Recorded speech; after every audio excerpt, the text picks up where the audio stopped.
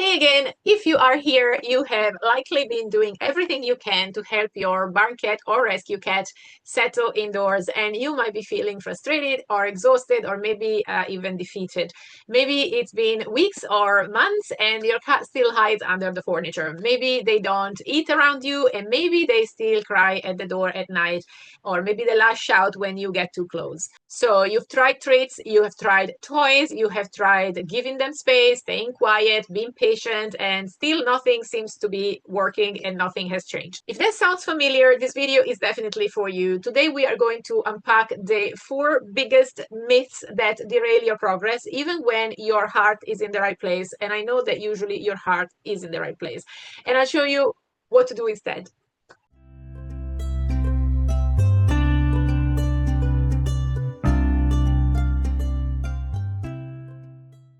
I am Paola Zonibelli Davis, the holistic cat specialist and founder of the Holistic Cat Club, and I help you and your cats live extraordinary lives together by unlocking the secrets of natural remedies and positive training, because not having alternative options should not be an option. Now, the myth number 1 is that they just need more time. This is the most well-meaning, most common, and most harmful piece of advice cat parents get. Just give them time. Now, let me be clear. Yes, time is part of the process. You don't do this in a second, and you need some time to work this out. But time without intention does not equal healing. It's like when you are trying to condition a cat that is very young and socialize them and allow them to get familiar with, say, the vacuum cleaner or other things that usually scare cats. And it's not just enough to expose them to these things, but you also have to expose them while you are creating a positive association, because otherwise it's just exposure. And this does not create a positive association. So you need to put that positive association at the same time as the exposure for them to be familiar with these sounds or these elements of the house and not be worried about it. And think of this way. So imagine that you are in a new country where you don't speak the language, and you are maybe dropped in an apartment that you've never seen before with unfamiliar smells, sounds, and no idea who is safe or what is expected of you. And then no one talks to you, no one orients you. They just hope that you'll figure it out. And I would say that you're not going to feel safe just with this. And maybe you will feel forgotten, and you will still feel insecure. So that's how many barn cats or rescue cats feel when they are dropped into a new space and left to their own devices. So space alone is not enough. Space as in time and the space around them and the time that you give them is not enough. What they need is actually structured time. So intentional routines, consistent and safe presence, and also those environmental cues that teach them the new language of safety that is indoor. So healing actually happens when you combine the time factor with trust building signals. So the second myth, maybe we'll talk about this a little bit more when we dive into the other myths, because this will touch onto this on this concept as well. So the second myth is that they say they'll never change because they're just too wild. So this is another story that I hear a lot, and they say my cat is just too wild because they've been outdoors their whole life and they'll never be happy inside. And I get that. It's when a cat is hissing, hiding, or constantly trying to escape, it can feel like they are telling you this isn't for me. So, and also, of course, outside there are lots of different things that are not present inside, and you might feel that your cat is missing the freedom of wandering around and having all those stimuli that are provided by the natural environment. But here is what I need you to know. Wild does not mean broken, and feral doesn't mean incapable of bonding. So yes, it is a little bit of a challenge initially, because cats are just not used to this. Cats that come from a rescue situation or a barn situation, so they're just not used to this. And but cats also don't just want freedom, they also want control, and they want safety, and they want to choose how and when to interact. And safety, by the way, that they don't always find outside. So the fact that inside can be a safe environment, this can make a difference to them, a positive difference. They can get used to something different just because the safety is more than what they felt outside. So when we give them the right setup space and the rhythm and the non-pressure presence, etc., that we have talked in the other videos before, well, we can definitely soften them, and they can finally relax, and they can learn to feel safe at home. So I've worked with cats that spent 8 or 10 or even 12 years outdoors, and cats that have who have never touched a human. And over time, with a plan and the right environment, they became snuggly and affectionate and curious companions. So it can happen and it is possible, but you need to be obviously very patient, and you need to put the right steps in the mix. So not every cat will be obviously a lab cat. We are clear about that. This is not the goal, but every cat can experience safety indoors, and this is where their transformation starts.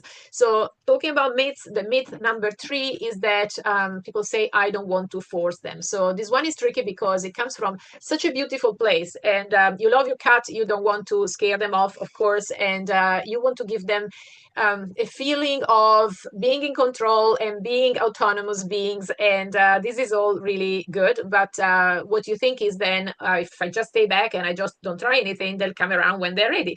And sometimes they do, but often they don't, unfortunately, because if a cat never sees evidence that the world that they're in now is safe, they will stay stuck in this hypervigilance, and silence and absence don't necessarily build their trust, and they often reinforce the idea that connection is unsafe or just doesn't exist at all. So let me offer you a bit of a refrain here. You are not forcing them when you sort of invite them gently to have an interaction. You are actually guiding them. You're actually giving them a chance to experience safety in a different way. It's very important that these cats are not actually hiding in a way that is unreachable and is completely hidden away from everything. It needs to be a quiet place, but it needs to be socially relevant so that they get a chance to experience what's around them, even though they feel supported, that they feel covered, and they feel safe in their cocoon. So they need to be in a place that is safe for them, but also close enough to you for them to experience you a little bit. So for example, you can speak softly as you enter and exit the room, or the place where they're at, and the place where they're in, and you can offer slow blinks when they look at you, and definitely an open body language. Remember that when animals, particularly cats, when they stare at each other, this is considered something that is aggressive. So you want to avoid that, and you want to sort of have soft eyes and not stare at them, but softly be basically in their presence. And you can obviously create rituals. That's something that we talked about in a previous video, and it's so very important. And for example, you want to have morning check-ins or evening routines that you put in place. It doesn't have to take all day. You just need to make a few minutes of your day part of a certain rhythm and routine, and expose your cat to that, and allow them to consider you a predictable human, a predictable presence. So it's as if you were in this foreign country where you've been dropped in this apartment where you don't know anybody and you don't know if they're safe or not. And every day at 4 o'clock in the afternoon, somebody knocks at your door and leaves you a cake, a piece of cake. So obviously, after a few times, you will start to expect the cake at 4 p.m. and you will also start to like it, because this is a positive thing. It's something that you enjoy. So this is something that will allow you to want to interact with these people. So if you and consider them safe. So if you invite your cat in the same way, it won't be a cake, but maybe it'll be a treat, or it'll be a different a play routine that you put in place. But this is also this is what makes a cat want to interact with you eventually. Just be predictable in whatever you choose to do, and make sure that this happens basically every day. And cats need leadership. Actually, they need some sort of guidance in their interaction, and they also need independence and freedom. So they need a bit of control. But by blending these two elements and these two different energies, you will definitely do something good and achieve some progress in your relationship with your cat. And talking about progress, we get to myth number 4. I hear people say, "Oh, they should be grateful because I saved them." And I want to be really gentle with this one, because it comes from pain. So I know how much love and effort it takes to bring a barn cat or a rescue cat indoors.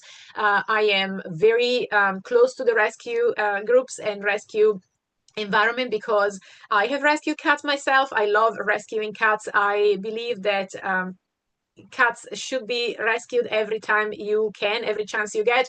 They are wonderful, wonderful cats that turn around and really get a second chance in life, and they might have been a little bit unlucky to begin with, and this makes them even more precious. And so I'm very close to rescuing animals and cats in particular, and I know that you might have sacrificed time and energy and emotional capacity and money and all these things and all these resources, and you have paid maybe for vet care and food and furniture damage and all the rest. So I understand all the involvement in this process. I've been there, I've done it myself. I've rescued so many cats, and some have found loving homes. And if you have been sticking with me, and they have been my cats, but because I rescued all of them. But yes, basically, when your cat doesn't respond with affection or gratitude, or maybe worse, when they hide or maybe hiss at you, it really hurts. And it's very easy to start wondering, why am I doing all this? And it's totally a human response, and it's understandable. But here's the thing, your cat is not ungrateful. They're actually overwhelmed. So I really want to invite you to be very empathetic with your cat here, and really use empathy as your guiding light, really, in this situation, because they don't have the emotional language to show appreciation the way we do. And their nervous system is still trying to figure out if they are safe enough to relax and imagine connect. So they're just trying to understand if they can relax, and they can't connect if they cannot relax. So when you shift your expectations from grateful pet to recovering cat, you will notice a really powerful shift in your own energy. So you will stop, you'll definitely stop measuring progress by snuggles, meows, and things like that. You will start noticing the real wins, like, for example, when they eat in the open, or maybe when they walk to the room without crouching down and hiding, or maybe when they blink at you from across the space. These are all big wins, actually, in their language. And this is the kind of healing that builds a bond that is deeper than words can express. So just don't undermine these things when they happen. And also, I've heard a lot of people saying, I've tried everything and nothing works. And okay, so this is for the ones that feel like, all of you that feel like you have already done all the right things, and you have set up hiding spaces, and you have created routines, and you have added calming diffusers, and you bought all the toys, and you tried the treats, and maybe you follow the advice, and still nothing is happening, nothing is changing. So I hear you. And the hard truth is that a lot of advice online is general, is not tailored to your situation, and sometimes it's shallow advice, and also some advice is very behavior focused, and it doesn't consider your cat's trauma history, maybe the sensory profile of your cat, and also the way they like to feed, their rhythm, the feeding rhythm, maybe their energetic patterns, and also your household dynamics, because these are all things that you need to take into account. And without these layers, a lot of strategies fall short. This is why I created the Holistic Cat Club, because we don't do just tips. We want to transform situations by giving you the support that you need, because inside the club, we work with you, and we analyze your cat's environment, emotional state, the readiness for change, and I can give you weekly action plans and discuss with you how to support your cats. And we have live clinics to discuss these things face to face. We can also do it in a written format if you prefer. And there is a community of people there that are walking the same road. So if you have tried everything, and you want to try something that actually works, and you want to have some real support, you are definitely invited to join us. The link is in the description below. So if you want to check out the Holistic Cat Club, please do so by clicking on the link below. And now let's talk about what you can do instead, because you can start from where your cats are. So we want to just recap a little bit what helps your cat actually move forward. We want to create a predictable daily rhythm, because this reduces stress at the nervous system level. And we also want to offer vertical space and multiple safe zones to allow for emotional regulations. And we want to show up consistently in a calm way and without demand. And we want to understand their behavior as communication and not defiance. And also, another important thing is that you want to get real support and not do this alone if this doesn't work. So when you do these things consistently, something definitely will shift, because it's definitely not something that happens overnight. It's not a Sunday afternoon project, but over time things will change gradually. And one day you walk into a room and your cat will not run, or maybe they will eat in front of you, they will sit at the edge of the couch, and eventually they will choose you. And being chosen by a cat is the most amazing experience, as you probably already know. So I would like to invite you then to watch the next video, because in the next video, which is the final part of this mini series, which is a discussion on how to transition an outdoor barn cat or rescue cat into a happy indoor feline. In the next video, I'm going to show you what the full transformation actually looks like and how you can walk that path with us in the Holistic Cat Club. So we're going to go from overwhelmed to being focused and on a mission with a clear roadmap and a thriving community and real tools that meet you where you are. So if this video brought clarity or comfort, please leave a comment below and tell me where you're at and what your cat is doing right now, what your biggest struggle has been so far. I read all the comments, and if you are ready to get off the hamster wheel of trial and error and you need support, you are exactly what I created this for. So have a look at the link in the description below about the Holistic Cat Club. So I will see you in the next video.